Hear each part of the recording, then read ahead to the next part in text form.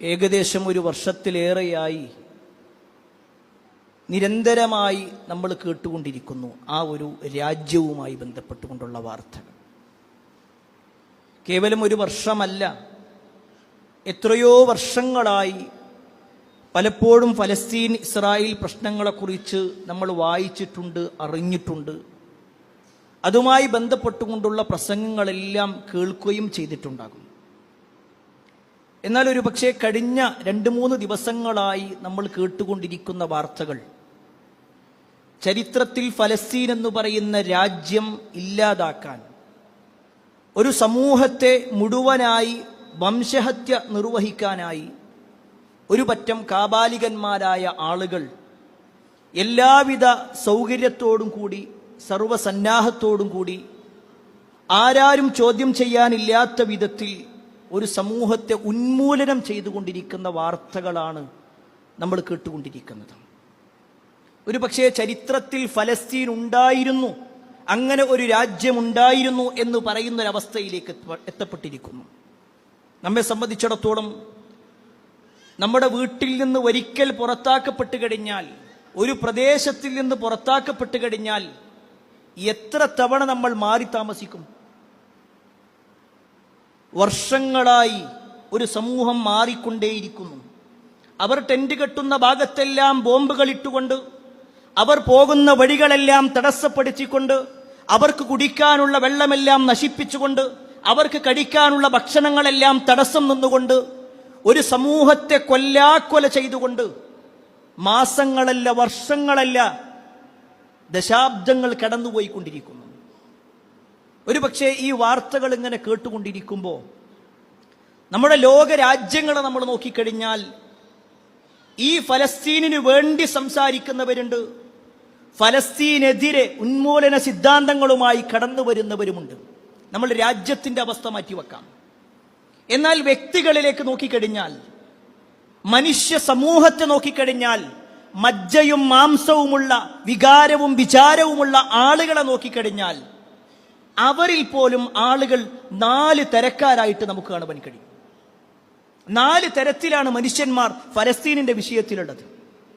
അതിൽ ഒന്നാമത്തെ വിഭാഗം ഫലസ്തീൻ എന്ന് പറയുന്ന രാജ്യത്തെ ഒരു മുസ്ലിം രാജ്യമായി കണ്ട്, മുസ്ലിമീങ്ങളോടുള്ള വെറുപ്പ് എന്താണോ ആ വെറുപ്പ് മുഴുവൻ ഫലസ്തീനികളുടെ ചോര കണ്ട്, അവരുടെ കബന്ധങ്ങൾ കണ്ട്, അവരുടെ കഫൻ പുടവകൾ കണ്ട്, അവരെ നശിപ്പിക്കുന്ന ഓരോ വാർത്തകളിലും സന്തോഷത്തിന്റെ ഇമോജികൾ ഇട്ടുകൊണ്ട് ആത്മരതി കൊള്ളുന്ന ആളുകൾ, അതിൽ സന്തോഷം കാണുന്ന ആളുകൾ, അങ്ങനെ ഒരു സമൂഹം ഒരു പക്ഷേ നമ്മുടെ തൊട്ടടുത്തുണ്ട്, നമ്മുടെ സമീപത്തുണ്ട്.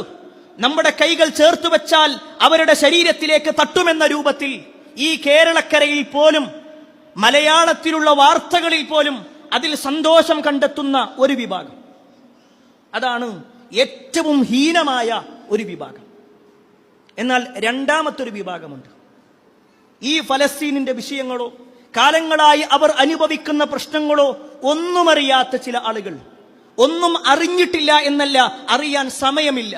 ഞാൻ എൻ്റെ ജീവിതവുമായി, ഞാൻ എൻ്റെ മക്കളുമായി, ഞാൻ എൻ്റെ കുടുംബവുമായി, ഞാൻ എൻ്റെ ജീവിതവുമായിട്ട് അങ്ങനെ മുന്നോട്ട് പോകട്ടെ, എനിക്ക് റീലുകളാണ് പ്രധാനം, എനിക്കെന്റെ കല്യാണമാണ് പ്രധാനം, എനിക്കെന്റെ കുടുംബത്തിലുള്ള ഡാൻസ് ആണ് പ്രധാനം, എനിക്ക് മറ്റുള്ള പലതുമാണ് പ്രധാനം എന്ന ചിന്തയോടുകൂടി സ്വന്തത്തിലേക്ക് മാത്രം ഒതുങ്ങി നിന്നുകൊണ്ട് സ്വാർത്ഥരായി ജീവിക്കുന്ന രണ്ടാമത്തൊരു വിഭാഗം.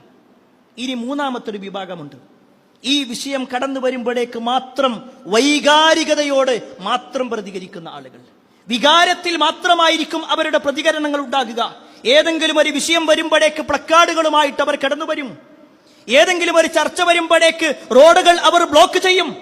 ഏതെങ്കിലും ഒരു വിഷയം കടന്നു വരുമ്പോഴേക്ക് മുസ്ലിമിന്റെ ഇസ്സത്താണ് പ്രധാനമെന്ന് പറഞ്ഞുകൊണ്ട് കടന്നു വരുന്ന വൈകാരികത കൊണ്ട് മാത്രം ആളുകളെ ഊട്ടിക്കൊണ്ടിരിക്കുന്ന ആളുകൾ. ഇതാണ് മൂന്നാമത്തൊരു വിഭാഗം. ഇത് മൂന്നുമല്ലാത്ത നാലാമതൊരു വിഭാഗമായി നമ്മൾ മാറണം. വൈകാരികത വിട്ടുകൊണ്ട് വിവേകത്തോടുകൂടി എന്താണ് ഇന്നത്തെ ഒരു കാലഘട്ടത്തിൽ ഒരു മുസ്ലിം എന്ന നിലക്ക് നമുക്ക് എന്ത് ചെയ്യാൻ കഴിയും, ഇന്ന് ലോകത്ത് ഇത്തരത്തിലുള്ള പ്രശ്നങ്ങൾ നടന്നുകൊണ്ടിരിക്കെ അത് കേവലം ഫലസ്തീനിന്റെ മണ്ണിൽ മാത്രമല്ല, സിറിയയുടെ മണ്ണിൽ മാത്രമല്ല, യമന്റെ മണ്ണിൽ മാത്രമല്ല, ലെബനാനിന്റെ മണ്ണിൽ മാത്രമല്ല, നമ്മുടെ ഇന്ത്യയിൽ പോലും കേരളം വിട്ടുകഴിഞ്ഞാൽ എത്രയോ സ്ഥലങ്ങളിൽ ബുൾഡോസറുകളുമായി കടന്നു വന്നുകൊണ്ട് അവർ കാലാകാലങ്ങളായി സമ്പാദിച്ച മുഴുവനും ആ ബുൾഡോസറിന്റെ അടിയിലേക്ക് കൊണ്ട് ഒന്നുമല്ലാത്തൊരവസ്ഥയിലേക്ക്, അവർക്കുള്ള ഐഡന്റിറ്റി പോലും ഇല്ലാത്തൊരവസ്ഥയിലേക്ക്, അവർക്ക് വോട്ടവകാശം നിഷേധിക്കുന്നൊരവസ്ഥയിലേക്കെല്ലാം വന്നുകൊണ്ടേയിരിക്കുന്നു. ഇത്തരത്തിലുള്ള വാർത്തകളൊക്കെ കേൾക്കുമ്പോൾ പ്രിയപ്പെട്ടവരെ, നമ്മൾ ഒരു മുസ്ലിം എന്ന നിലക്ക് നമുക്കെന്ത് ചെയ്യാൻ കഴിയും? ഈ വാർത്തകൾ ഇങ്ങനെ പരസ്യപ്പെടുത്തിയത് കൊണ്ടോ കുറെ അങ്ങോട്ടും ഇങ്ങോട്ടും വൈകാരികമായി പ്രതികരിച്ചത് കൊണ്ടോ കാര്യങ്ങളാകുമോ? എന്നാൽ ഒരു വിശ്വാസി ശ്രദ്ധിക്കേണ്ടതായ 5 കാര്യങ്ങളെക്കുറിച്ചാണ് ഇന്നത്തെ ഖുത്തുബയിലൂടെ പറയാൻ ഉദ്ദേശിക്കുന്നത്. അതിൽ ഒന്നാമത്തെ വിഷയം, ഇന്ന് ലോകത്ത് ഈ പ്രയാസം അനുഭവിക്കുന്ന, മർദ്ദിക്കപ്പെട്ടുകൊണ്ടിരിക്കുന്ന സമൂഹത്തിനു വേണ്ടി ആത്മാർത്ഥമായ പ്രാർത്ഥന നിർവഹിക്കുക എന്നുള്ളത് തന്നെയാണ് ഒന്നാമത്തെ കാര്യം. അത് തന്നെയാണ് പ്രധാനപ്പെട്ടത്. ഇത് പറയുമ്പോൾ പ്രിയപ്പെട്ടവരെ, ചില കാര്യങ്ങൾ മനസ്സിലാക്കുക. ഞാൻ നിങ്ങളോട് പറയാം, നിങ്ങളെല്ലാവരും പ്രാർത്ഥിക്കണം കേട്ടോ. നിങ്ങൾ മറ്റുള്ളവരോട് പറയാ. എല്ലാവരും പ്രാർത്ഥന കൊണ്ട് വസിയത്ത് നൽകപ്പെടുന്നുണ്ട്. പ്രാർത്ഥിക്കണം പ്രാർത്ഥിക്കണം എന്ന് എല്ലാവരും പറയുന്നു. പക്ഷേ സ്വന്തത്തിന്റെ കാര്യത്തിൽ നമ്മളെല്ലാം മറന്നുപോകുക. അതിന്റെ ഏറ്റവും വലിയ തെളിവ്, ഇന്ന് രാവിലെ മുതൽ ഈ സമയം വരെ നമ്മൾ ജീവിച്ചു. എത്രയോ തവണ നമ്മുടെ സോഷ്യൽ മീഡിയകളിലോ പത്രവാർത്തകളിലോ മീഡിയകളിലോ ഒക്കെയായി ഫലസ്തീനിന്റെ വിഷയം അറിഞ്ഞു. അല്ല, പ്രയാസം അനുഭവിക്കുന്നവന്റെ പ്രയാസങ്ങൾ കണ്ടു. ആത്മാർത്ഥമായിട്ട് അള്ളാഹിനോടൊന്ന് പ്രാർത്ഥിക്കാൻ, അതിനുവേണ്ടി കൈകളൊന്ന് ഉയർത്താൻ, അതിനുവേണ്ടി ഒരിറ്റ് കണ്ണീരൊഴിവാക്കാൻ നമ്മൾ എത്ര ആളുകൾ സന്നദ്ധമായിട്ടുണ്ട്? അവിടെയാണ് നമ്മൾ പലപ്പോഴും പ്രാർത്ഥന പറയുന്ന മാത്രമുള്ളൂ, പ്രാർത്ഥിക്കുന്നില്ല, പ്രാർത്ഥനയിലേക്ക് നമ്മൾ എത്തുന്നില്ല. ഇനി രണ്ടാമത്തെ, ഈ വിഷയം പറയുമ്പോൾ തന്നെ ചേർത്ത് വെക്കേണ്ട ഒരു കാര്യം, ചില ആളുകൾ ചോദിക്കും, ഇവിടുന്ന് കുറെ പ്രാർത്ഥിച്ചത് കൊണ്ട് ഇപ്പം എന്താ കാര്യം? അവിടെ പോയിട്ട് അവരെ സഹായിക്കല്ലേ വേണ്ടത്? നമ്മൾ ഇവിടുന്ന് കുറെ പ്രാർത്ഥിച്ചാൽ എന്താ കാര്യമുള്ളത്? എന്നാൽ അതിന്റെ കാര്യം എന്താണെന്ന് അല്ലാഹു സുബ്ഹാനഹു തആല നമ്മളോട് പറഞ്ഞിട്ടുണ്ട്. അല്ലാഹു സുബ്ഹാനഹു തആല എങ്ങനെയാണ് ഒരാളെ പരിഗണിക്കുക? അല്ലാഹുവിന്റെ പരിഗണന ലഭിക്കുന്നവർ ആവണമെങ്കിൽ ഖുൽ മാ യഅബഉ ബികും റബ്ബി ലൗലാ ദുആഉകും, ഖുൽ നബിയേ പറയുക, മാ യഅബഉ ബികും റബ്ബി ലൗലാ ദുആഉകും, നിങ്ങളുടെ പ്രാർത്ഥനയില്ലെങ്കിൽ എന്റെ രക്ഷിതാവ് എന്ത് പരിഗണനയാണ് നിങ്ങൾക്ക് നൽകുക? എത്ര സുന്ദരമാണ് അള്ളാന്റെ വാചകം. പ്രാർത്ഥന കൊണ്ട് മാത്രമാണ് അള്ളാന്റെ അടുക്കൽ പരിഗണന ഉണ്ടാവുക. അള്ളാന്റെ പരിഗണന ഉണ്ടാകുമ്പോൾ മാത്രമാണ് നമ്മുടെ പ്രാർത്ഥനകൾ സ്വീകരിക്കപ്പെടുക. അപ്പോഴാണ് അതിന്റെ ഉത്തരങ്ങൾ ലഭിക്കപ്പെടുക. പ്രാർത്ഥന തന്നെയാണ് പ്രിയപ്പെട്ടവരെ വിശ്വാസികളെ സംബന്ധിച്ചിടത്തോളം ഏറ്റവും വലിയ ആയുധം. അതൊരു വെറും വാക്കല്ല. വിശ്വാസികളെ സംബന്ധിച്ചിടത്തോളം ഏറ്റവും വലിയ ആയുധം പ്രാർത്ഥനയാണ്. നമുക്ക് തോന്നും, ഒരു പക്ഷേ ഇന്നാലിന്ന രാജ്യങ്ങൾ കൂടി നമ്മുടെ കൂടെ ഉണ്ടായിരുന്നെങ്കിൽ, ഇന്നാലിന്ന രാജ്യം കൂടി അവരുടെ കൂടെ സപ്പോർട്ട് ഉണ്ടായിരുന്നെങ്കിൽ, ഇന്ന ഇന്ന സൗകര്യങ്ങൾ, ആയുധങ്ങൾ അവർക്കുണ്ടായിരുന്നെങ്കിൽ, ഇന്ന ഇന്ന ജംബോ ജെറ്റുകൾ ഉണ്ടായിരുന്നെങ്കിൽ, അതിനൊക്കെ അപ്പുറത്താണ് അള്ളാഹുവിന്റെ സഹായം. അത് നമ്മൾ ഇപ്പോഴും മറക്കാം. അള്ളാഹിന്റെ സഹായം എന്ന് പറഞ്ഞാൽ അത്രയുണ്ട്. അതിന് ഏറ്റവും വലിയ തെളിവ്, ഒരു പക്ഷേ ഖുർആനൊക്കെ ഓതുന്നവരാണല്ലോ നമ്മൾ. വിശുദ്ധ ഖുർആനിൽ നമുക്ക് പരിചയപ്പെടുത്തി തന്ന ഒരു പ്രവാചകനുണ്ട്, യൂനുസ് നബി അലൈഹിസ്സലാം. ആ യൂനുസ് നബി അലൈഹിസ്സലാം തന്റെ നാട് വിട്ടു പോവുകയാണ്. വലിയ ഒരു ചരിത്രം ഞാൻ ചുരുക്കി പറയാം. അല്ലാഹു സുബ്ഹാനഹു തആല വലിയ ഒരു പരീക്ഷണത്തിലേക്കാണ് യൂനുസ് നബി അലൈഹിസ്സലാമിനെ കൊണ്ടുപോകുന്നത്. അദ്ദേഹം അവസാനം കടലിൽ പെട്ടുപോയി. അദ്ദേഹത്തെ കടലിലേക്ക് വലിച്ചെറിയപ്പെടുകയോ അല്ലെങ്കിൽ കടലിലേക്ക് അദ്ദേഹം ചാടുകയോ ചെയ്യേണ്ടി വന്നു. വലിയ ഒരു മത്സ്യം വന്നുകൊണ്ട് അദ്ദേഹത്തെ വിഴുങ്ങാണ്. നമ്മളൊന്ന് ആലോചിച്ച് നോക്ക്. ഒരു വലിയ സമുദ്രം, ആ സമുദ്രത്തിന്റെ നടുവിൽ, ആ സമുദ്രത്തിന്റെ അടിത്തട്ടിലേക്ക് ഒരു മത്സ്യം അദ്ദേഹത്തെ വിഴുങ്ങിയിട്ട് കൊണ്ടുപോകുന്നൊരവസ്ഥ. മത്സ്യത്തിന്റെ വയറ്റിലുള്ള ഇരുട്ട്, അതുപോലെ തന്നെ അന്ധകാരമാകുന്ന ഇരുട്ട്, കടലിന്റെ ഇരുട്ട്, എല്ലാ ദുലുമാത്തുകൾക്കിടയിലും അദ്ദേഹം നിൽക്കുമ്പോഴും ഒരു പ്രകാശമായി അദ്ദേഹം പ്രാർത്ഥിച്ചു. അല്ലാഹു സുബ്ഹാനഹു തആലയോട് പ്രാർത്ഥിച്ചതിനെ കുറിച്ച് അല്ലാഹു സുബ്ഹാനഹു തആല പറയുന്നുണ്ട്, വദന്നൂൻ ഇദ് ദഹബ മുഗാദിബ ഫളന്ന അല്ലൻ നഖ്ദിറ അലൈഹി. അദ്ദേഹം ദുന്നൂനിനെയും കാര്യം നിങ്ങൾ ഓർക്കണം, അഥവാ യൂനുസ് നബി അലൈഹിസ്സലാമിന്റെ ചരിത്രം. അദ്ദേഹം ദേഷ്യം വന്ന സമയത്ത് തന്റെ നാട്ടുകാരോടുള്ള ദേഷ്യം കാരണത്താൽ ആ നാട് വിട്ടുകൊണ്ട് അദ്ദേഹം പോകുമ്പോൾ അള്ളാഹു അദ്ദേഹത്തെ പരീക്ഷിക്കുകയില്ലെന്ന് അദ്ദേഹം വിചാരിച്ചു. അള്ളാഹ് പറയാണ്, അദ്ദേഹം വിചാരിച്ചു ഞാനൊരു പരീക്ഷണം കൊടുക്കൂലെന്നും. എന്നാൽ വലിയ ഒരു പരീക്ഷണത്തിലേക്ക് എത്തി. എന്നിട്ടോ ഫനാദാ ഫിദ്ദുലുമാത്, ആ എല്ലാ ഇരുട്ടുകൾക്കിടയിലും അദ്ദേഹം പ്രാർത്ഥിക്കുകയാണ്, അല്ലാ ഇലാഹ ഇല്ലാ അൻത സുബ്ഹാനക ഇന്നി കുന്തു മിനൽ ളാലിമീൻ. ഈ ഒരു വാക്കാ പറഞ്ഞത്, ലാ ഇലാഹ ഇല്ലാ അൻത സുബ്ഹാനക ഇന്നി കുന്തു മിനൽ ളാലിമീൻ. അല്ലാഹ് പറയാണ്, ഫസ്തജബ്നാ ലഹു വനജ്ജയ്നാഹു മിനൽ ഗം. ഞാൻ അദ്ദേഹത്തിന് ഉത്തരം കൊടുത്തു. ആ തിരമാലകളിൽ നിന്ന്, അദ്ദേഹം അനുഭവിക്കുന്ന പ്രയാസങ്ങളിൽ നിന്ന്, വനജ്ജയ്നാഹു, നാം അദ്ദേഹത്തെ രക്ഷപ്പെടുത്തുകയും ചെയ്തു. സുബ്ഹാനല്ലാഹ്. ഒന്ന് ആലോചിച്ചു നോക്കി, ഒരു മത്സ്യത്തിന്റെ വയറ്റിൽപ്പെട്ട ഒരാള് പിന്നെ ഒരിക്കലും ജീവിതത്തെക്കുറിച്ചോ ഭാവിയെക്കുറിച്ചോ ചിന്തയില്ലാതെ നിരാശപ്പെടേണ്ട സമയം, ഇനി എനിക്ക് ആരുണ്ടാകും എന്ന് ചിന്തിക്കുന്ന സമയത്തും പ്രാർത്ഥന കൈവിട്ടില്ല, പ്രാർത്ഥിച്ചു റബ്ബിനോട്. ആ റബ്ബ് എങ്ങനെ ഉത്തരം കൊടുത്തത്? യൂനുസ് നബി അലൈഹിസ്സലാം വിചാരിക്കാത്ത രൂപത്തിൽ. അവിടെയാണ് നമ്മൾ മനസ്സിലാക്കേണ്ടത്, പ്രാർത്ഥിക്കാനാണ് നമ്മളോട് പറഞ്ഞത്. അതിന്റെ കൈഫിയത്ത്, അതെങ്ങനെ നടക്കും, അത് നമ്മളോട് പറഞ്ഞിട്ടില്ല. നമ്മളൊരു പ്രതിസന്ധിയിലാണ്, ഒരു പ്രയാസത്തിലാണ്. പ്രിയപ്പെട്ടവരെ, ഈ പറയുന്ന ഞാനാവട്ടെ, കേൾക്കുന്ന നിങ്ങളാവട്ടെ, ജീവിതത്തിന്റെ പല മേഖലകളിലും പ്രയാസങ്ങളിലാണ്, ബുദ്ധിമുട്ടിലാണ്. അള്ളാഹു നമ്മുടെ പ്രയാസങ്ങളെല്ലാം നീക്കി തരുമാറാവട്ടെ. എന്നാൽ പ്രിയപ്പെട്ടവരെ, നമ്മൾ ആത്മാർത്ഥമായിട്ട് റബ്ബിനോടൊന്ന് പ്രാർത്ഥിക്കുക. നമുക്ക് തോന്നും, ഇന്റെ കടങ്ങൾ ഇതിപ്പോ എങ്ങനെ നോക്കിയാലും ഇന്നെ കൊണ്ട് കഴിയൂല, നിരാശയില്ല. ഞാൻ എത്ര വിചാരിച്ചാലും ആ കച്ചവടം നടക്കൂല, ഞാൻ എത്ര വിചാരിച്ചാലും ഈ വിവാഹം നടക്കൂല, ഞാൻ എല്ലാ അർത്ഥത്തിലും നിരാശയിലാണ്. വേണ്ട, ആ നിരാശ വേണ്ട. വിശ്വാസിയെ സംബന്ധിച്ചിടത്തോളം കൈഫിയത്ത്, എങ്ങനെ ആ പ്രാർത്ഥനയ്ക്ക് എങ്ങനെ ഉത്തരം കിട്ടും, അത് നമ്മളോട് പറഞ്ഞിട്ടില്ല. പ്രാർത്ഥിച്ചോ ഇല്ലെന്ന് ചോദ്യം, നമ്മൾ പ്രാർത്ഥിച്ചാൽ മതി. യൂനുസ് നബി അലൈഹി സ്വലാം ആ മത്സ്യത്തിന്റെ വയറ്റിൽ പെട്ടുകൊണ്ട് ഇങ്ങനെ ആലോചിക്കുക, ഞാനിപ്പോ പ്രാർത്ഥിച്ചിട്ട് ഇപ്പൊ എന്താ കാര്യമുള്ളത്? ഞാൻ പ്രാർത്ഥിച്ച് ഈ മത്സ്യത്തിന്റെ പുറത്തേക്ക് വന്നാലും, എങ്ങാനും പുറത്തേക്ക് വന്നാലും, പിന്നെ ഒന്നുകിൽ വേറെ ഏതെങ്കിലും മത്സ്യം കഴിക്കും, അതല്ലെങ്കിൽ വെള്ളം കുടിച്ച് മരിക്കേണ്ടി വരും. ഈ കടലിന്റെ ഉള്ളിൽ തന്നെ ഞാൻ കഴിയും, എനിക്കിഞ്ഞൊരു ജീവിതമല്ല എന്ന നിരാശയുടെ വാക്കല്ല, ആത്മാർത്ഥമായി കൊണ്ട് പ്രാർത്ഥിച്ചു. ആ പ്രാർത്ഥനക്കാണ് അല്ലാഹ് പറഞ്ഞത്, ഫസ്തജബ്നാ ലഹു വനജ്ജയ്നാ, വനജ്ജയ്നാ, നാം അദ്ദേഹത്തെ രക്ഷപ്പെടുത്തി. അദ്ദേഹത്തെ രക്ഷപ്പെടുത്തിയത് എങ്ങനെയാ? ആ മത്സ്യം അദ്ദേഹത്തെ കൊണ്ട് കടലിന്റെ പുറത്തേക്ക്, അല്ലെങ്കിൽ കരയുടെ ഭാഗത്തേക്ക് വന്ന് അദ്ദേഹം പുറത്തേക്ക് തള്ളി. അദ്ദേഹത്തിന്റെ ശരീരമാസകലം പൊള്ളലേറ്റിട്ടുണ്ടായിരുന്നു. അതെല്ലാം പരിഹരിക്കുന്ന ഒരു നാട്ടിലേക്കാണ് അദ്ദേഹം എത്തപ്പെട്ടത്. അള്ളാഹ് അതിലേക്കുണ്ട് എത്തിച്ചു കൊടുത്തു. എന്നിട്ടോ അദ്ദേഹത്തിന്റെ അസുഖമൊക്കെ മാറിയിട്ട് തിരിച്ച് അദ്ദേഹത്തിന്റെ നാട്ടിലേക്ക് ചെന്നപ്പോ അദ്ദേഹത്തിന്റെ മുഴുവൻ ആളുകളും, ആ നാട്ടിലുള്ള മുഴുവൻ ആളുകളും ഇസ്ലാം സ്വീകരിച്ചിട്ടുണ്ടായിരുന്നു. നമ്മൾ ചരിത്രം വായിച്ചു നോക്കിക്കഴിഞ്ഞാൽ ഒരു പ്രവാചകന്റെ വിഷയത്തിലായി ഇത്രയും വലിയൊരു അത്ഭുതം നടക്കണം. യൂനുസ് നബി അലൈഹി ഇസ്ലാമിന്റെ ചരിത്രത്തിൽ മാത്രമുള്ള അത്ഭുതം.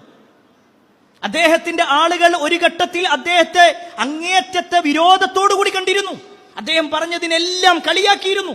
പക്ഷേ പിന്നീട് യൂനുസ് നബി അലൈഹി ഇസ്ലാം അവരിൽ നിന്ന് പോയപ്പോ ചില പരീക്ഷണങ്ങൾ വന്നപ്പോഴേക്ക് തന്നെ അവർ അള്ളാഹുവിലേക്ക് മടങ്ങി. അതുകൊണ്ട് തന്നെ അവർ പൂർണ്ണ വിശ്വാസികളായി മാറി. യൂനുസ് നബി അലൈഹി ഇസ്ലാം ആകട്ടെ അള്ളാഹുവിന്റെ ചില പരീക്ഷണങ്ങളിൽ പെട്ടു. പക്ഷേ റബ്ബിനോട് പ്രാർത്ഥിച്ചപ്പോ അള്ളാഹു സുബ്ഹാനഹു വ തആല രക്ഷപ്പെടുത്തി. പ്രിയപ്പെട്ടവരെ, അവിടെയാണ് ഒരു മുസ്ലിം എന്ന നിലക്ക് നിരാശയില്ലാതെ ആത്മാർത്ഥമായിട്ടുള്ള ഒരു പ്രാർത്ഥന ഉണ്ടാകാൻ നടത്തുന്നത്. നിങ്ങൾക്ക് റസൂലുള്ളാഹി സ്വല്ലല്ലാഹു അലൈഹി വസല്ലമയുടെ ചരിത്രം കേട്ടിട്ടില്ലേ നമ്മൾ? പ്രവാചകൻ സല്ലല്ലാഹു അലൈഹി വസല്ലം ബദർ യുദ്ധത്തിലേക്ക് വരുമ്പോ എന്താ സ്വഹാബത്തിന്റെ കയ്യിലുണ്ടായിരുന്നത്? മൂർച്ചയില്ലാത്ത ആയുധങ്ങൾ, മുനയൊടിഞ്ഞ കുന്തങ്ങൾ. അവരുടെ ശത്രുവിന്റെ വെട്ടൊന്ന് ഏൽക്കുകയാണെങ്കിൽ അത് തടുക്കാൻ പറ്റുന്ന പടച്ചട്ടകളില്ല അവർക്ക്. അവരുടെ എണ്ണമാകട്ടെ വളരെ കുറവ്, ഒരു 300 ചില്ലാനും വരുന്ന ആളുകൾ. എന്നാൽ ശത്രുക്കളോ 1000-ലധികമുണ്ട്. സർവസന്നാഹങ്ങളുണ്ട്, സൗകര്യങ്ങളുണ്ട്, ആയുധങ്ങളുണ്ട്, വീഞ്ഞുണ്ട്, നർത്തകിമാരുണ്ട്, എല്ലാം ഉണ്ട്.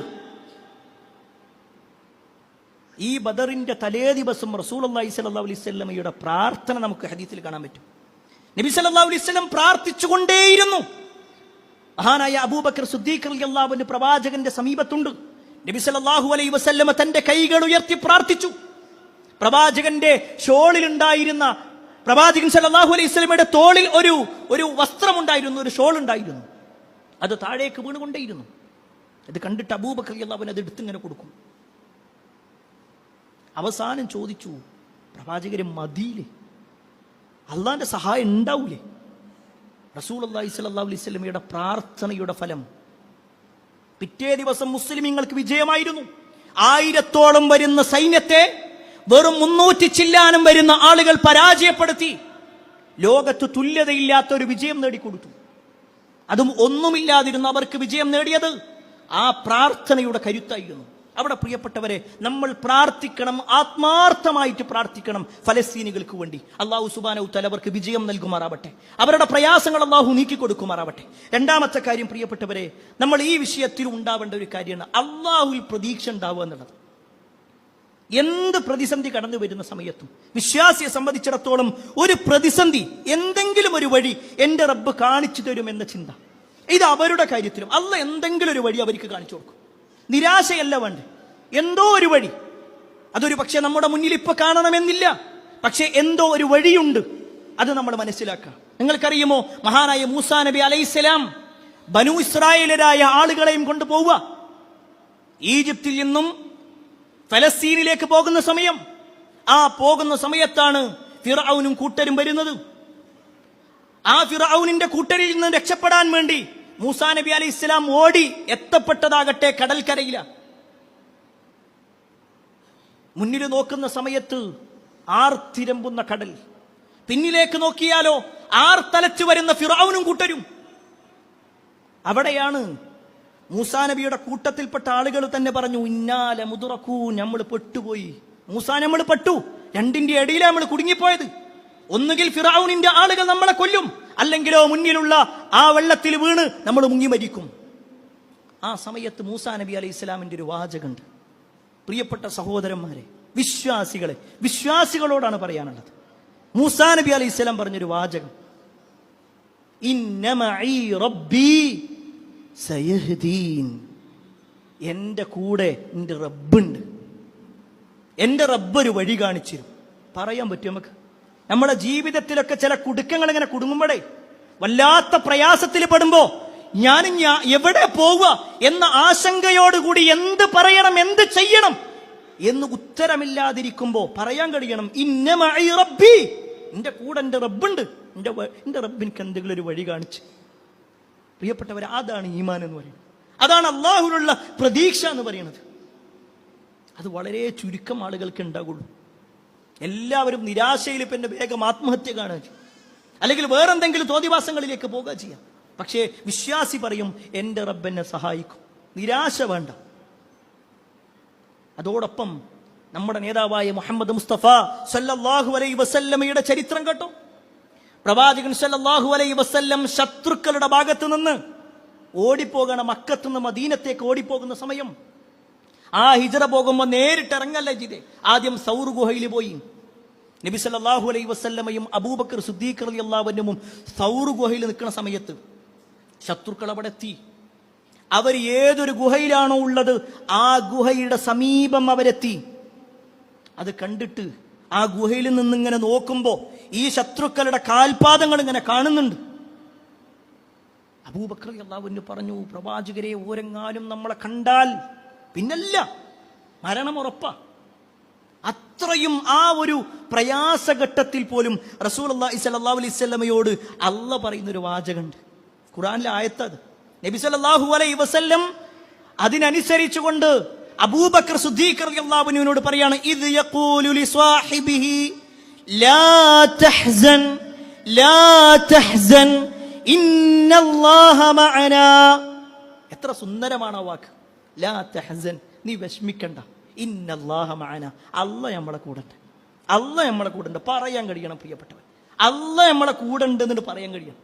എന്ത് പ്രതിസന്ധി കടന്നു വരുമ്പോഴും, ഏത് ഫലസ്തീനി വിഷയങ്ങളാണെങ്കിലും ശരി, മുസ്ലിമുകൾ അനുഭവിക്കുന്ന ബുദ്ധിമുട്ടുകളാണെങ്കിലും, ഇന്ത്യയിൽ അനുഭവിക്കുന്ന ബുദ്ധിമുട്ടുകളാണെങ്കിലും, ലാ തഹ്സൻ ഇന്നല്ലാഹ മഅനാ, അല്ലാഹ് നമ്മളെ കൂടെ ഉണ്ട്, അല്ലാഹ് നമ്മളെ കൂടെ ഉണ്ട്. അതാണ് പ്രതീക്ഷ എന്ന് പറഞ്ഞാൽ. പക്ഷേ ആ പ്രതീക്ഷ വെക്കണമെങ്കിൽ ഈ ദീനിനെ കുറിച്ചൊരു അറിവ് നമുക്ക് ഉണ്ടാവണം, ഒരു ബോധ്യം ഉണ്ടാവണം. അല്ലെങ്കിലോ അതൊരു തമാശയായിട്ടാ തോന്നുക.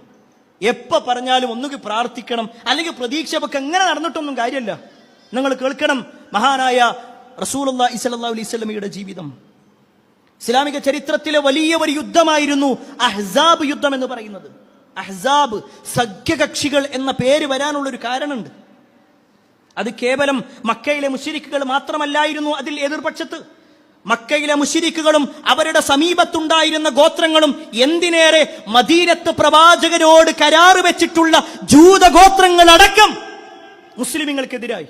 അഥവാ മുന്നിലും പിന്നിലും ശത്രുക്കൾ ഉണ്ടാവുക.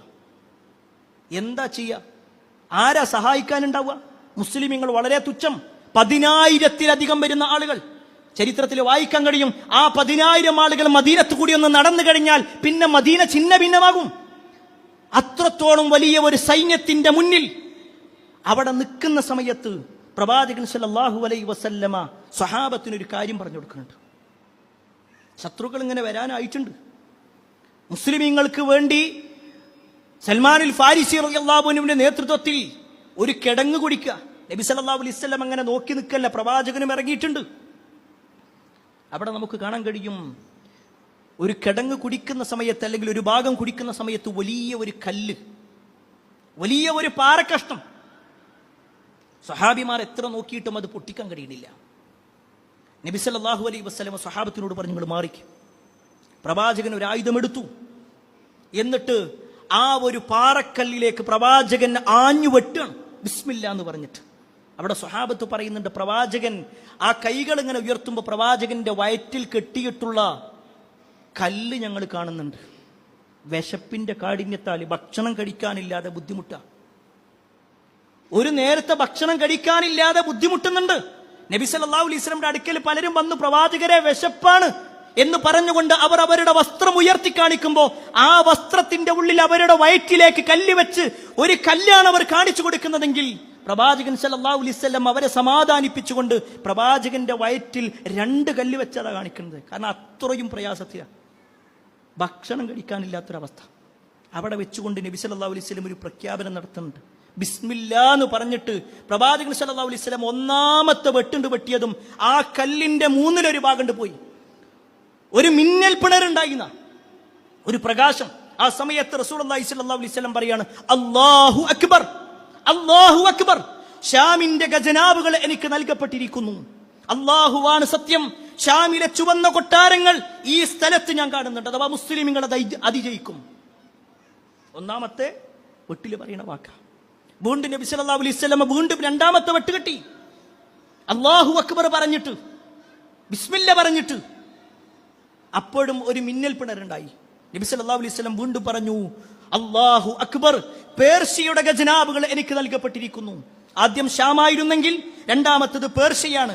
അവിടുത്തെ പട്ടണങ്ങളും വെളുത്ത കൊട്ടാരങ്ങളും എല്ലാം എന്റെ ഈ സ്ഥലത്ത് ഞാൻ കാണുന്നു. അഥവാ അതൊക്കെ മുസ്ലിമുകൾ അതിജയിക്കും. 3ാമത് വീണ്ടും നബി സല്ലല്ലാഹു അലൈഹി വസല്ലം വെട്ടി. അപ്പോഴും ഒരു മിന്നൽ പിണറുണ്ടായി. നബി സല്ലല്ലാഹു അലൈഹി വസല്ലം പറയാണ്, യമന്റെ ഖജനാവുകൾ നൽകപ്പെട്ടിരിക്കുന്നു. അല്ലാഹുവാണ് സത്യം, സനഅയിലെ കവാടങ്ങൾ എന്റെ ഈ സ്ഥലത്ത് ഞാൻ കാണുന്നുണ്ട്. ഇത് റസൂലുള്ളാഹി സ്വല്ലല്ലാഹു അലൈഹി വസല്ലം പറയുമ്പോൾ ആ സാഹചര്യം നമ്മൾ നോക്കണം. ഒരു നേരത്തെ ഭക്ഷണം കഴിക്കാനില്ലാത്ത ആളുകളോടാണ് പറയുന്നത്. ഒരു നേരത്തെ ഭക്ഷണം കഴിക്കാനില്ലാത്ത ആളുകളോടാണ് പ്രവാചകൻ സല്ലല്ലാഹു അലൈഹി വസല്ലം അന്നത്തെ കാലഘട്ടത്തിലെ ഏറ്റവും വലിയ അധികാരമുണ്ടായിരുന്ന പേർഷ്യയുടെ കൊട്ടാരങ്ങൾ മുസ്ലിമുകൾ ജയിച്ചടക്കുമെന്ന് പറയുന്നത്. അത് കേവലം ഒരു വാക്കല്ല, പ്രവാചകന്റെ പ്രവചനമായിരുന്നെങ്കിൽ ഇസ്ലാമിന്റെ ചരിത്രം അത് പഠിപ്പിച്ചിട്ടുണ്ട്. സനആയും പേർഷ്യയും യമനും ഷാമും ഷാമിലുള്ള എല്ലാ രാജ്യങ്ങളും മുസ്ലിമുകൾ കൈയടക്കി ഇല്ലേ? എങ്കിലും ഒരു പ്രതീക്ഷയാണ് ഉണ്ടാവേണ്ടത്. ഒരു വിഷയം വരുമ്പോഴേക്ക് നിരാശയോടുകൂടി ഇനി എന്താ ചെയ്യാ എന്ന വാക്ക് വിശ്വാസിയിൽ ഉണ്ടാവില്ല. അള്ളാന്റെ സഹായം ഉണ്ടാകുമെന്ന് പറഞ്ഞാൽ ആ സഹായം ഉണ്ടാകും. അതെപ്പോ? അത് അള്ളാഹുവിനെ അറിയാം, നമ്മളെ സംബന്ധിച്ചിടത്തോളം അറിയൂല. നമ്മുടെ മുന്നിലുള്ളത് അള്ളാഹു എന്ത് പറഞ്ഞോ അതനുസരിച്ചുകൊണ്ട് ജീവിക്കലാണ്. 3ാമത്തെ കാര്യം, ഫലസ്തീനിന്റെ വിഷയത്തിൽ ഒരു വിശ്വാസിയുടെ നിലപാട് പറയുമ്പോൾ അതിൽ 3ാമത്തെ നിലപാട് അള്ളാഹുവിൽ ആത്മാർത്ഥമായിട്ട് തവക്കുലാക്കാൻ നമുക്ക് സാധിക്കണം. കാരണം അള്ളാഹു എല്ലാത്തിനും മതിയായവനാണ്. അള്ളാഹു വിശുദ്ധ ഖുർആനിൽ പറഞ്ഞു, മയ്യതവക്കൽ അലല്ലാഹ് ഫഹുവ ഹസ്ബുഹു. ആരെങ്കിലും അള്ളാഹുൽ തവക്കുലാക്കുകയാണെങ്കിൽ അള്ളാഹു മതിയായവനാണവൻ. അവൻ അല്ല മതി. അല്ല ഏതെങ്കിലും ഒരു വഴിയിലൂടെ അവനെ രക്ഷപ്പെടുത്തും. ഒരു നാട് മുഴുവൻ ഒരു പ്രവാചകനെതിരായി. ആ നാട്ടിലെ രാജാവും അധികാരികളും, എന്തിനേറെ സ്വന്തം പിതാവ് പോലും ഇബ്രാഹിം നബി അലൈഹിസ്സലാം എന്ന വ്യക്തിയുമായി ബന്ധപ്പെട്ടുകൊണ്ട് എതിരു നിന്നു. വലിയ ഒരു തീക്കുണ്ടാരമുണ്ടാക്കി അതിലേക്ക് ഇബ്രാഹിം നബി അലൈഹിസ്സലാമിനെ വലിച്ചെറിഞ്ഞു. എന്തുണ്ടായത്? ഇബ്രാഹിം നബി അലൈഹിസ്സലാമിന്റെ വാചകമാണ് ഹസ്ബി അല്ലാഹ് വനിഅമൽ വകീൽ. എനിക്കല്ല മതി, എനിക്കല്ല മതി. പറയാൻ കഴിയണം പ്രിയപ്പെട്ടവരെ, അല്ല മതി, അല്ലാഹു മതിയായവനാണ്. ഇന്ന് ഈ മർദ്ദിക്കപ്പെട്ടുകൊണ്ടിരിക്കുന്ന ആളുകൾക്കെല്ലാം നീതി നൽകുന്ന റബ്ബുണ്ട്. മർദ്ദകന്മാരുടെ കൈകൾ കൊണ്ട് അവർ ആർത്ത് കരയുന്ന ഒരു രംഗമുണ്ട്. അല്ലാഹു വിശുദ്ധ ഖുർആനിലൂടെ പറയാ, വലാ തഹ്സബന്നല്ലാഹ ഗാഫിലൻ അമ്മാ യഅമലു ളാലിമൂൻ. അക്രമകാരികളായ ആളുകൾ ചെയ്തുകൊണ്ടിരിക്കുന്ന വിഷയത്തിൽ, അവരുടെ പ്രവർത്തനങ്ങളുടെ വിഷയത്തിൽ നിങ്ങൾ ഒരിക്കലും അല്ലാഹു അശ്രദ്ധനാണെന്ന് വിചാരിക്കണ്ട. ഇന്നമാ യുഅഖിറുഹും ലിയൗമിൻ തശ്ഖസു ഫീഹിൽ അബ്സാർ. കണ്ണുകൾ തള്ളിപ്പോകുന്ന ഒരു ഭയാനകമായ ദിവസം വരെ അവർക്ക് സമയം നീട്ടിക്കൊണ്ടിരിക്കുക മാത്രമാണുള്ളത്. ഒരു സമയം വരും, അന്നവർ ഖേദിക്കും. അത് വെറും വാക്കല്ല, ചരിത്രത്തിന്റെ ഇന്നലകളിൽ കടന്നുപോയിട്ടുണ്ട്. പല സ്വഹാബത്തിനെയും ഉപദ്രവിച്ച ആളുകൾ, സ്വഹാബത്തിനെ ഇല്ലാതാക്കിയ ആളുകൾ, സ്വഹാബത്തിന്റെ രക്തം കണ്ട് ആനന്ദിച്ച ആളുകൾ, അവർ പ്രവാചകന്റെ മുന്നിലേക്ക് വന്നിട്ടുണ്ട്, കരഞ്ഞിട്ടുണ്ട്, മാപ്പ് ചോദിക്കേണ്ടി വന്നിട്ടുണ്ട്, ഇല്ലേ? എന്നാ പ്രിയപ്പെട്ടവരെ, നമ്മൾ മനസ്സിലാക്കിക്കോ, നമ്മൾ ജീവിച്ചിരിക്കെ, അല്ലെങ്കിൽ അല്ലാഹു സുബ്ഹാനഹു വ തആല ഈ ലോകത്തിന്റെ അവസാനത്തിന് മുമ്പോ അല്ലാതെയോ നമ്മളെ കാണിക്കും. ഇന്ന് അനുഭവിക്കുന്ന ഫലസ്തീനികളുടെ പ്രയാസങ്ങൾക്ക് ആരാണോ അതിന്റെ പിന്നിലുള്ളത്, ആരാണോ അവരുടെ അധികാരങ്ങൾ കൊണ്ട് ഈ ഉമ്മത്തിനെ ഇല്ലാതാക്കാൻ നോക്കുന്നത്, അവരെല്ലാം അനുഭവിക്കുന്ന കാഴ്ചകൾ നമ്മൾ കണ്ടുകൊണ്ടേയിരിക്കും. അതിൽ നാലാമത്തെ ഒരു കാര്യം, ഇതിനൊക്കെ എതിരെ നിൽക്കുന്ന, ഇതിനെതിരെ പ്രാർത്ഥിക്കുന്ന വിശ്വാസികൾ ശ്രദ്ധിക്കേണ്ട നാലാമത്തെ കാര്യം, ശത്രുക്കൾക്ക് വേണ്ടി ജീവിക്കുന്നവരായി നമ്മൾ മാറരുത്.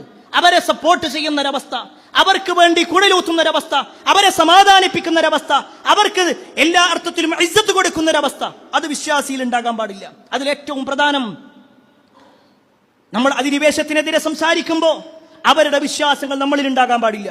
റസൂലുള്ളാഹി സ്വല്ലല്ലാഹു അലൈഹി വസല്ലം ജൂത ക്രൈസ്തവരുമായി ബന്ധപ്പെടുത്തിക്കൊണ്ട് പറഞ്ഞു, ലഅനല്ലാഹുൽ യഹൂദ വന്നസാറാ ഇത്തഖദൂ ഖുബൂറ അംബിയാഇ മസാജിദ. ജൂത ക്രൈസ്തവന്മാരെ അല്ലാഹു ശപിക്കട്ടെ, അവർ ശപിക്കപ്പെട്ടവരാണ്. എന്തുകൊണ്ടെന്നറിയോ? ഇത്തഖദൂ ഖുബൂറ അംബിയാഇ മസാജിദ.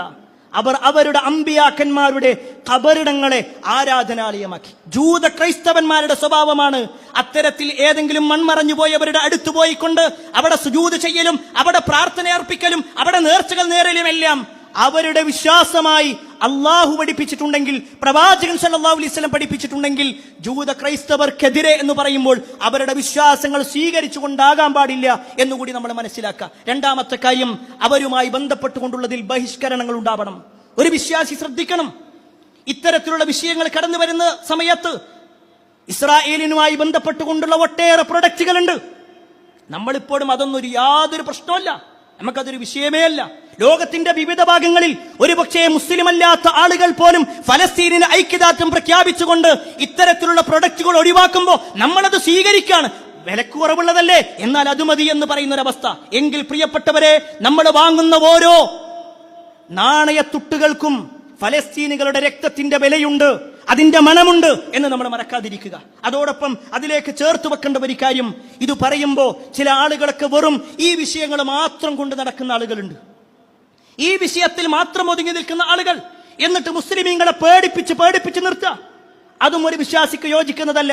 കാരണം റസൂലുള്ളാഹി സ്വല്ലല്ലാഹു അലൈഹി വസല്ലമയുടെ കാലത്ത് ഞാൻ സൂചിപ്പിച്ചല്ലോ, അഹ്സാബ് യുദ്ധം, ഖന്തക് യുദ്ധം, 10,000-കണക്കിന് ആളുകൾ വന്ന സമയത്ത് മുസ്ലിമീങ്ങൾ തികച്ചും പെട്ടുപോകുമെന്ന് തോന്നുന്ന സമയത്ത് മുനാഫിക്കുകൾ പറയാണ്, വല്ലദീന ഫീ ഖുലൂബിഹിം മറദുൻ, അഥവാ അവരുടെ മനസ്സിൽ രോഗമുള്ള ആ മുനാഫിക്കുകൾ പറഞ്ഞു, മാ വഅദനല്ലാഹു വറസൂലുഹു ഇല്ലാ ഗുറൂറ. അല്ലാഹും അവന്റെ റസൂലും നമ്മളോട് വഞ്ചന കാണിക്കുക മാത്രമേ ചെയ്തിട്ടുള്ളൂ, അവരുടെ വാഗ്ദാനങ്ങൾ വഞ്ചന മാത്രമാണ് എന്ന് പറഞ്ഞു അയച്ചതേ. ഈ വാചകങ്ങളൊക്കെ കേൾക്കുമ്പോൾ അങ്ങനെയുള്ള ചില മനസ്സുകളുണ്ടാവും. ഇവർക്ക് ഇപ്പോഴും പറയാനുള്ളത് അള്ളാഹിനോട് പ്രാർത്ഥിക്കുക, എപ്പ പറഞ്ഞാലും ഇവർക്ക് ഇതേ പറയാനുള്ളൂ.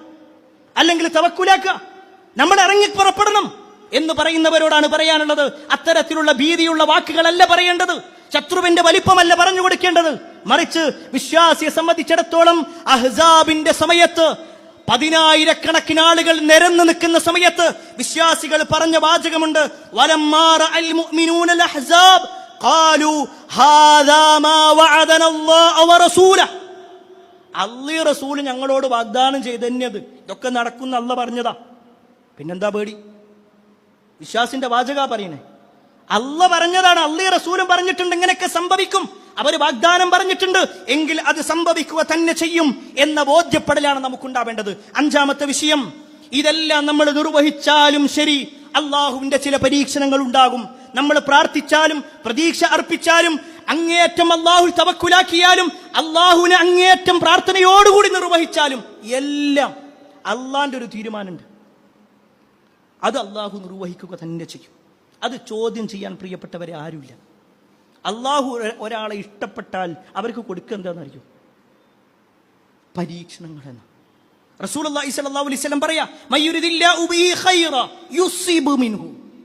അള്ളാഹു ഒരാളെ ഇഷ്ടപ്പെട്ടാൽ അവർക്ക് അള്ളാഹു നൽകും. അള്ളാഹു ഒരാളെ ഇഷ്ടപ്പെട്ടതിന്റെ അടയാളം അയാൾക്ക് മുസീബത്തുകൾ കൊടുക്കുന്ന, പ്രയാസങ്ങൾ കൊടുക്കും, ബുദ്ധിമുട്ടുകൾ കൊടുക്കും. ഒന്നിന് പിറകെ ഒന്നായി അവർക്ക് പ്രയാസങ്ങൾ വരും. അതുകൊണ്ടാ പ്രവാചകന്മാർ പരീക്ഷിക്കപ്പെട്ടത്. ലോകത്ത് ഏറ്റവും കൂടുതൽ പരീക്ഷിക്കപ്പെട്ടവരാര് എന്ന് നബി സല്ലല്ലാഹു അലൈഹി വസല്ലമയോട് ചോദിക്കപ്പെട്ടപ്പോ നബി സല്ലല്ലാഹു അലൈഹി വസല്ലം പറഞ്ഞു, അൽ അംബിയാ സുമ്മൽ അംസൽ സുമ്മൽ അംസൽ. അമ്പിയാക്കന്മാരാണ്. പിന്നെ ആ അമ്പിയാക്കന്മാരുടെ ആദർശം ആര് സ്വീകരിക്കുന്നോ അവരെ സംബന്ധിച്ചിടത്തോളം ഉണ്ടാകും. അവിടെ നിരാശ വേണ്ട. ഒരു വിശ്വാസിയെ സംബന്ധിച്ചിടത്തോളം അവിടെയും പ്രതീക്ഷ. ബുദ്ധിമുട്ടുകളുണ്ടോ, പ്രയാസങ്ങളുണ്ടോ, എങ്കിൽ നമ്മുടെ പാപങ്ങൾ പൊറുത്തു തന്നുകൊണ്ടേയിരിക്കുന്നുണ്ട്. നമ്മൾ ക്ഷമിക്കുന്നതിനനുസരിച്ചുകൊണ്ട്, സഹിക്കുന്നതിനനുസരിച്ചുകൊണ്ട് നമ്മുടെ പാപങ്ങൾ പുറത്തു കിട്ടുന്നുണ്ട് എന്ന ആ ഒരു ബോധ്യപ്പെടൽ കൂടി നമ്മളിൽ ഉണ്ടാകുക. അല്ലാഹു സുബ്ഹാനഹു വ തആല എല്ലാ അർത്ഥത്തിലും ഒരു വിജയം ഫലസ്തീനികൾക്കും ലോകത്ത് പ്രയാസം അനുഭവിക്കുന്നവർക്കെല്ലാം അല്ലാഹു നൽകുമാറാവട്ടെ. എല്ലാ അർത്ഥത്തിലുമുള്ള സമാധാനം അല്ലാഹു അവർക്ക് നൽകുമാറാവട്ടെ. അൽഹംദുലില്ലാഹി റബ്ബിൽ ആലമീൻ വസ്സലാത്തു വസ്സലാമു അലാ റസൂലില്ലാ വഅലാ ആലിഹി വഅസ്ഹാബിഹി അജ്മഈൻ. അമ്മാ ബഅദ്. പ്രിയപ്പെട്ട സഹോദരങ്ങളെ, സത്യവിശ്വാസികളെ,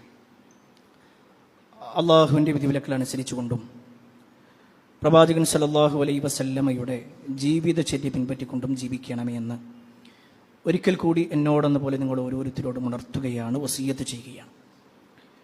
ലോകം മുഴുവൻ ഫലസ്തീനുമായി ബന്ധപ്പെട്ടുകൊണ്ടുള്ള ചർച്ചകൾ നടക്കുമ്പോൾ നമ്മുടെ കേരളക്കരയിൽ ഒരു ന്യൂനപക്ഷം ഇതൊന്നും ശ്രദ്ധിക്കാതെ അവരുടെ കളികളും തമാശകളുമൊക്കെയായി, ട്രോളുകളുമൊക്കെയായി നീങ്ങിക്കൊണ്ടിരിക്കുന്നുണ്ട്.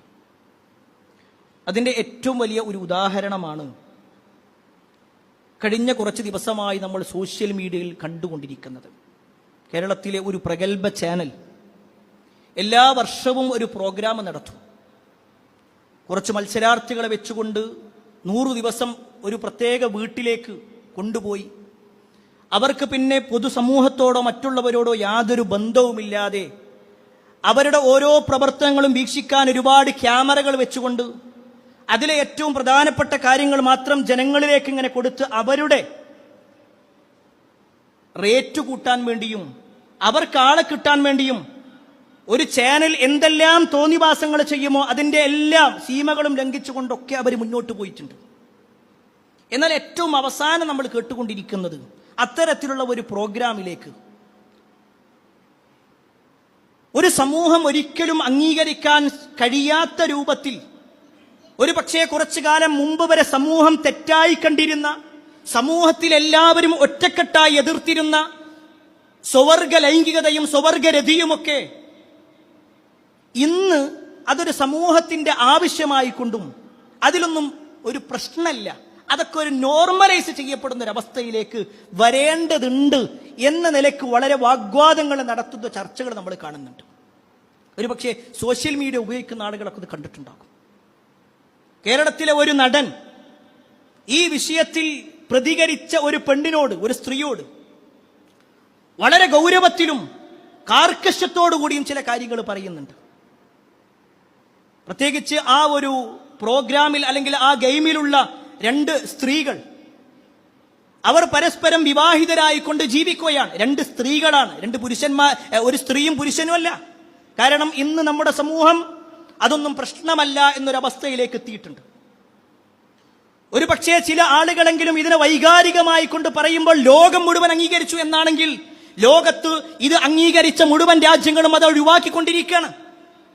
അവർ ചവച്ചു തുപ്പിയതെല്ലാം കേരളത്തിന്റെ മണ്ണിലേക്ക് കൊണ്ടുവരാൻ വേണ്ടി പരിശ്രമിക്കുമ്പോൾ അതിന് കുടപിടിക്കുന്ന ആളുകളുണ്ട്. ഒരു പക്ഷേ നിഷ്കളങ്കരായിക്കൊണ്ട് ഇതിനെക്കുറിച്ച് യാതൊരു ധാരണയില്ലാത്ത ആളുകൾ ഇത്തരത്തിലുള്ള വീഡിയോ അത് ഇന്നാലിന്ന നടന്റെ ഒരു വലിയ വാക്കാണല്ലോ എന്ന് വിചാരിച്ചുകൊണ്ട് അതിനും ലൈക്കടിക്കുന്ന ആളുകളുണ്ട്. ഞാൻ ഇത്രയും സൂചിപ്പിച്ചത്, ഇത്തരത്തിലുള്ള വാർത്തകൾ വരുമ്പോൾ അല്ലെങ്കിൽ ഇത്തരത്തിലുള്ള നിലപാടുകൾ വരുമ്പോൾ അത് കേരളക്കരയിലേക്ക് കൊണ്ടുപോരാൻ പരിശ്രമിക്കുമ്പോൾ ഈ കേരളത്തിൽ ജീവിക്കുന്ന ഒരു സാധാരണ മനുഷ്യൻ എന്താ ചെയ്യേണ്ടത്? ഇത് എവിടെയാണ് നടക്കുന്നത് എന്നറിയോ? കേരളത്തിലെ ഓരോ വീട്ടിലെ സ്വീകരണ മുറിയിലും 5, 6, 10, 15 വയസ്സുള്ള മക്കൾ കാണാണ്. ആ മക്കൾ ചോദിക്ക, ഉമ്മ ആ 2 പെണ്ണുങ്ങൾ തമ്മിൽ ആരാണ് എന്ന് ചോദിച്ചാൽ അത് കൂട്ടുകാരികളാണെന്ന് പറയാൻ കഴിയൂല, സഹോദരിമാരാണെന്ന് പറയാൻ കഴിയൂല, അവർ തമ്മിൽ കല്യാണം കഴിച്ചവരാണെന്ന് പറയാം. ചെറിയ പ്രായത്തിലെ കുട്ടി മനസ്സിലാക്കാണ്, അങ്ങനെ ഒരു പെണ്ണ് ഒരു പെണ്ണിനെ കല്യാണം കഴിച്ച കുഴപ്പമില്ല, ഒരാണിനെ കല്യാണം കഴിച്ച കുഴപ്പമില്ല. അതൊക്കെ നോർമലൈസ് ചെയ്യപ്പെടുന്നൊരവസ്ഥ. എന്ന പ്രിയപ്പെട്ടവരെ, ഒരു വിശ്വാസി, ഇനി അവിടെ മതത്തിന്റെ കാര്യം കൂടി നടക്കണം. ഒരു വിശ്വാസിയെ സംബന്ധിച്ചിടത്തോളം എത്ര ഗൗരവമുണ്ട് ഇതിനെന്ന് നമ്മൾ മനസ്സിലാക്കുക. ആദ്യം ഭൗതികമായിക്കൊണ്ട് എല്ലാവരും ഇത്തരത്തിൽ ഒരു പുതുമ തേടി പോകുകയാണെങ്കിൽ എന്തായിരിക്കും ഈ സമൂഹത്തിന്റെ അവസ്ഥ? മിനിമം അതെങ്കിലും ഇത്തരത്തിൽ വലിയ രാജ്യങ്ങളെ കുറിച്ച് സംസാരിക്കുന്നവർ പറയണ്ടേ? മിനിമം അതെങ്കിലും നോക്കണ്ടേ? ഈ നാട്ടിലുള്ള എല്ലാ കുട്ടികളും തീരുമാനിക്കുക. എല്ലാവരും ഇപ്പൊ പുതുമ തേടുന്ന തിരക്കിലാണല്ലോ. ആരെങ്കിലും ഒന്ന് ചെയ്താൽ ഞാനും അതേപോലെ ചെയ്യണം. അതാണ് ഇൻസ്റ്റാഗ്രാം പഠിപ്പിക്കുന്നത്, അതാണ് റീലുകൾ ചെയ്യുന്നത്. ഒരാൾ ചെയ്തു, ഇന്ന പാട്ടിട്ടുകൊണ്ട് ഡാൻസ് കളിച്ചാൽ ഞാനും അതേപോലെ ചെയ്യണം. അപ്പോഴാണ് ഞാൻ ട്രെൻഡിനൊപ്പമാകുള്ളൂ. എങ്കിൽ ആ ട്രെൻഡ് സ്വീകരിച്ചുകൊണ്ട് നമ്മുടെ വീടകങ്ങളിലുള്ള എല്ലാ മക്കളും അങ്ങനെ തീരുമാനിക്കുക. ആൺകുട്ടികളെല്ലാം ആൺകുട്ടികളെ കല്യാണം കഴിക്കൂ, പെൺകുട്ടികളെല്ലാം തീരുമാനിക്കുന്നു ഞാൻ വലുതായി കഴിഞ്ഞാൽ ഒരു പെണ്ണിനെ കല്യാണം കഴിക്കൂ, അതിലാണ് പുതുമയുള്ളതെന്ന് തീരുമാനിച്ചാൽ ഈ നാടിന്റെ അവസ്ഥ എന്താകും? ഒരു സമൂഹത്തിന്റെ അവസ്ഥ എന്താകും? അതൊന്നും ചിന്തിക്കാനുള്ള കപ്പാസിറ്റി ഇല്ലാത്ത ആളുകളല്ല ഈ പറയുന്നവർ. പക്ഷെ അവർക്ക് റേറ്റ് കൂടണം, അവർക്ക് റേറ്റിംഗ് നടക്കണം, അവർക്ക് വേണ്ട പണം കിട്ടണം. എന്നാൽ പ്രിയപ്പെട്ടവരെ, ഈ നാട്ടിൽ ജീവിക്കുന്ന ഓരോ സാധാരണക്കാരനും മനസ്സിലാക്കണം, അത് ഹിന്ദു, മുസ്ലിം, ക്രൈസ്തവ വിശ്വാസം എല്ലാവരിലെയും വെച്ചുകൊണ്ട് തന്നെ പറയട്ടെ, അത്തരത്തിലുള്ള പ്രവർത്തനങ്ങൾ, അത്തരത്തിലുള്ള ചിന്തകൾ, അത്തരത്തിലുള്ള പ്രോഗ്രാമുകൾ ഈ നാടിനെ നശിപ്പിക്കും, ഈ നാടിനെ നശിപ്പിക്കും. അത് വെറും വാക്കല്ല. കുറച്ചു കാലം മുമ്പ് വരെ നാം 2 നമുക്ക് 2 എന്നാണെങ്കിൽ പിന്നെ നാം 1 നമുക്കൊന്നായി, നമ്മൾ നമുക്കൊന്നും വേണ്ട എന്നായി, പിന്നെ അവർക്ക് ഇഷ്ടമുള്ള രൂപത്തിലായി. ഇപ്പോഴോ ആണും കല്യാണം കഴിക്ക, പെണ്ണും കല്യാണം കഴിക്ക, ഇനി ഇതൊന്നുമില്ലെങ്കിലും ലിവിംഗ് ടുഗദറായി ജീവിക്കുക. എന്തെല്ലാം വാക്കുകളാണ് വരുന്നത്. ഇന്ന് പല ആളുകളും ഇങ്ങനെ ആശങ്കയോടുകൂടി പറയുന്നു, മക്കളെ കാര്യം എന്താ ചെയ്യുക, മക്കളെ കാര്യം എന്താ ചെയ്യുക. ഇത്തരത്തിലുള്ള പ്രോഗ്രാമുകൾ കാണിപ്പിച്ചു കൊടുക്കുക. ചെറിയ പ്രായം തൊട്ടേ മക്കളുടെ മനസ്സിലേക്ക് ഇത്തരത്തിലുള്ള വിഷയങ്ങൾ കുത്തിവെക്കുക. എന്നിട്ട് ആ കുട്ടികൾ അങ്ങനെ ചിന്തിക്കാൻ തുടങ്ങുമ്പോൾ അങ്ങനെ ചിന്തിക്കരുതെന്ന് പറയാൻ നമുക്ക് കഴിയോ? അതിന്റെ കാരണക്കാർ നമ്മൾ തന്നെയാണ്, നമ്മൾ തന്നെയാണ്. എങ്കിൽ പ്രിയപ്പെട്ടവരെ, അതിൽ ഒരു വിശ്വാസി എന്ന നിലയ്ക്ക് ഇസ്ലാമിക നിലപാട് കൂടി എന്ന് പറയാം. നബി സല്ലല്ലാഹു അലൈഹി വസല്ലം പറഞ്ഞു, മൽഊനുൻ, ശപിക്കപ്പെട്ടവരാണ്, ശപിക്കപ്പെട്ടവരാണ് മൻ അമില ബിഅമലി ഖൗമി ലൂത്ത്, ലൂത്ത് നബി അലൈഹിസ്സലാമിന്റെ സമൂഹം ചെയ്ത പ്രവർത്തനങ്ങൾ ചെയ്തവർ ശപിക്കപ്പെട്ടവരാണ്. ലൂത്ത് നബി അലൈഹിസ്സലാമിന്റെ സമൂഹം എന്തായിരുന്നു? ആണും പെണ്ണും വിവാഹം കഴിക്കുക, ആണും വിവാഹം കഴിക്കുക, പെണ്ണും വിവാഹം കഴിക്കുക, അത്തരത്തിലുള്ള ലൈംഗിക ബന്ധങ്ങൾ ഉണ്ടാകുക. എങ്കിൽ അത് മൽഊനുൻ, ശപിക്കപ്പെട്ടവരാണ്. ഇനിയോ, ഒരാൾ വ്യഭിചരിക്കുന്നതിനേക്കാൾ വലിയ കുറ്റമാണ് ഇത്തരത്തിലുള്ള കാര്യങ്ങൾ ചെയ്യൽ. വ്യഭിചാരം തന്നെ തെറ്റാണ്, എങ്കിൽ അതിലേറെ വലിയ കുറ്റകരമാണ് ഈ കാര്യം. റസൂലുള്ളാഹി സ്വല്ലല്ലാഹു അലൈഹി വസല്ലമയുടെ ഹദീസിൽ കാണാൻ പറ്റും, മൻ വജത്തുമു അന്ന റസൂലുള്ളാഹി സ്വല്ലല്ലാഹു അലൈഹി വസല്ലമ ഖാൽ മൻ വജത്തുമുഹു യഅമലു അമല ഖൗമി ലൂത്തിൻ ഫഖ്തുലുൽ ഫാഇല വൽ മഫ്ഊല ബിഹി. ആരെങ്കിലും ഇങ്ങനെ ചെയ്യുന്നത് കണ്ടാൽ, ലൂത്ത് നബി അലൈഹിസ്സലാമിന്റെ ഖൗമ് ചെയ്തതുപോലത്തെ പ്രവർത്തനങ്ങൾ ചെയ്യുന്നത് കണ്ടാൽ, ഫഖ്തുലു, അവരെ കൊല്ലണം. അൽ ഫാഇല, പ്രവർത്തിക്കുന്നവരെയും, വൽ മഫ്ഊല, ആരുടെ മേലാണോ പ്രവർത്തിക്കുന്നത് രണ്ടുപേരെയും കൊല്ലണം. ഇത് ഓരോ വ്യക്തികൾ ചെയ്യാനല്ല. ഒരു ഇസ്ലാമിക ഗവൺമെന്റ് ആണെങ്കിൽ ഇസ്ലാമിക ഭരണത്തിന് കീഴിലാണെങ്കിൽ അത്തരത്തിലുള്ള ആളുകൾക്ക് അത് കേവലം അവരുടെ മനസ്സിന്റെ ആഗ്രഹങ്ങൾ മാത്രമാക്കിയേ വെക്കാൻ കഴിയുള്ളൂ. അതെങ്ങാനും പുറത്തേക്ക് പറഞ്ഞാൽ, അത് ചെയ്താൽ അവരെ കൊല്ലുക എന്നുള്ളതാണ് ഇസ്ലാമിക നിയമം. നമ്മുടെ നാടങ്ങനെയല്ല. അതുകൊണ്ട് തന്നെ ഈ വിഷയത്തിന്റെ ഗൗരവം സൂചിപ്പിക്കാൻ വേണ്ടിയാണ് ഇത് സൂചിപ്പിച്ചത്. പ്രിയപ്പെട്ടവരെ, ഇത്തരത്തിലുള്ള വാർത്തകളൊക്കെ കേൾക്കുമ്പോൾ അതിനെ നോർമലൈസ് ചെയ്ത് പോകല്ല വേണ്ടത്. ഇതൊക്കെ അടിയോടുകൂടി എതിർക്കാൻ ഒരു രക്ഷിതാവിന് കഴിയണം. നമ്മുടെ വീട്ടിൽ അത്തരത്തിലുള്ള പ്രോഗ്രാമുകൾ കാണുന്നില്ലെന്ന് ഉറപ്പിക്കണം. നമ്മൾ അതിന്റെ വാഹകരായി മാറുക എന്നുള്ളതിൽ നിന്നും ഒഴിവാകണം. അതിനെ സപ്പോർട്ട് ചെയ്യുന്ന, അതിനുവേണ്ടി സംസാരിക്കുന്ന അവസ്ഥ നമ്മൾ ഒഴിവാക്കണം. അതുകൊണ്ട് തന്നെ അങ്ങനെയുള്ള പ്രവർത്തനങ്ങൾ വരുമ്പോൾ മാത്രമാണ് യഥാർത്ഥ രൂപത്തിൽ ഒരു ജീവിതത്തിന്റെ ലക്ഷ്യവും പരലോക ബോധ്യവുമൊക്കെ നമ്മുടെ മക്കൾക്കുണ്ടാക്കാൻ കഴിയൂ എന്നതുകൂടി നമ്മൾ മനസ്സിലാക്കുക. അല്ലാഹു സുബ്ഹാനഹു വതആല എല്ലാ അർത്ഥത്തിലും ഇസ്സത്തുള്ള ഒരു ജീവിതം ഈ ഉമ്മത്തിന് നൽകുമാറാവട്ടെ. നമ്മുടെ മക്കളെ അല്ലാഹു സ്വാലിഹായ സന്താനങ്ങളാക്കി മാറ്റുമാറാവട്ടെ. ഒരുപാട് ആളുകൾ പ്രാർത്ഥന കൊണ്ട് വസിയത്ത് നൽകിയിട്ടുണ്ട്. എല്ലാവരുടെയും പ്രാർത്ഥനകൾ അല്ലാഹു സ്വീകരിക്കുമാറാവട്ടെ. അല്ലാഹുമ്മ ഗ്ഫിൽ മുഅ്മിനീന വൽ മുഅ്മിനാത്ത് വൽ മുസ്ലിമീന വൽ മുസ്ലിമാത്ത് അൽഅഹ്യാഇ മിൻഹും വൽ അംവാത്ത് ഇന്നക മുജീബുദ് ദഅവാത് യാ ഖാദിൽ الحاجات اللهم اجرنا من النار اللهم اجرنا من النار اللهم اجرنا من النار ربنا آتنا في الدنيا حسنة وفي الآخرة حسنة وقنا عذاب النار آمين آمين برحمتك يا أرحم الراحمين والحمد لله رب العالمين.